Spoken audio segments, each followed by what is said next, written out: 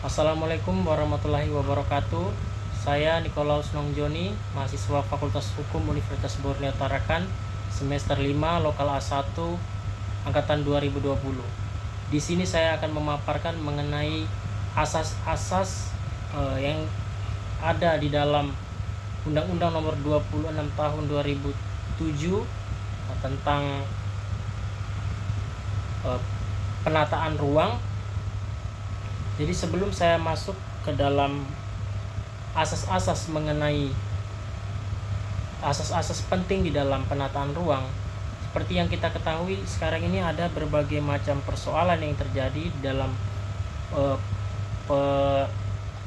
penyusunan RT RW, kemudian penyusunan bagaimana pembangunan penataan ruang dengan memperhatikan penataan ruang yang baik. Sekarang ini masih belum baik antara hubungan baik di instansi vertikal maupun horizontal itu masih belum padu, sehingga di dalam tujuan daripada undang-undang penataan ruang itu belum bisa tercapai. Dan tentunya hal tersebut dapat dicapai apabila memang pemerintah mampu melaksanakan asas-asas yang ada di dalam Undang-Undang Penataan Ruang, baik pemerintah maupun para investasi maupun nantinya kepada masyarakat itu sendiri. Ada beberapa asas penting yang harus menjadi pegangan. Yang pertama adalah asas keterpaduan, bahwa penataan ruang ini diselenggarakan dengan mengintegrasikan berbagai kepentingan lintas sektoral dan lintas pemangku kepentingan, antara lain kepentingan pemerintahan pusat, kepentingan pemerintahan daerah, dan juga masyarakat.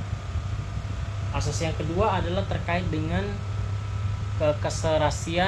keselarasan ataupun kesinambungan antara struktur pola tata ruang antara kehidupan manusia dengan lingkungan, ataupun keseimbangan pertumbuhan dan perkembangan antara daerah di kawasan perkotaan maupun di perdesaan. Asas yang ketiga adalah terkait dengan keberlanjutan, bahwa penataan ruang diselenggarakan dengan menjamin kelestarian dan kelangsungan daya dukung yang ada pada lingkungan.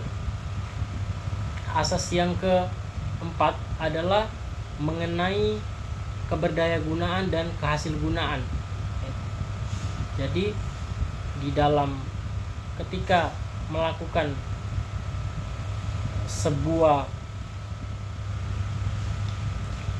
ketika para investor ataupun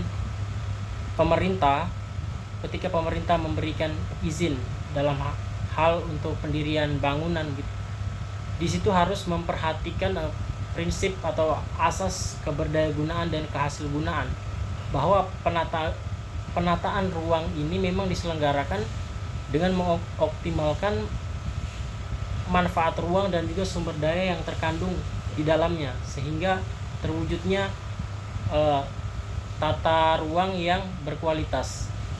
Selanjutnya adalah asas keterbukaan, bagaimana pemerintah bisa memberikan akses dan informasi yang luas kepada masyarakat terkait dengan informasi penataan ruang. Selanjutnya adalah asas kepastian hukum dan keadilan. Nah, di sini bagaimana penyelenggaraan penataan ruang ini diselenggarakan berlandaskan hukum dan juga peraturan perundang-undangan yang memang harus adil diberikan kepada masyarakat. Kemudian selanjutnya adalah asas akuntabilitas, bahwa penyelenggaraan penataan ruang ini harus bisa dipertanggungjawabkan oleh pemerintah, baik dari prosesnya, kemudian pembiayaan maupun terkait dengan hasilnya. Berdasarkan asas-asas yang di atas, diharapkan bahwa dengan melibatkan masyarakat di dalam penyusunan rencana tata ruang, pemanfaatan tata ruang dan pengendalian penataan ruang. Jadi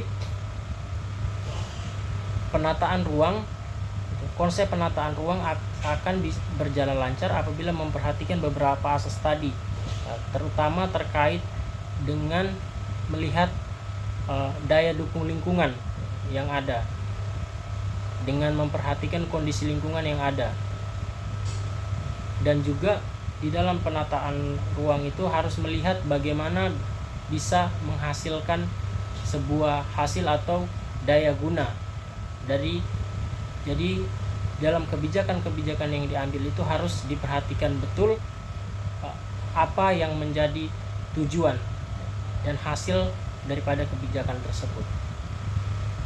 Demikian pemaparan dari saya mengenai asas-asas penting di dalam Undang-Undang Penataan Ruang. Terima kasih. Wassalamualaikum warahmatullahi wabarakatuh.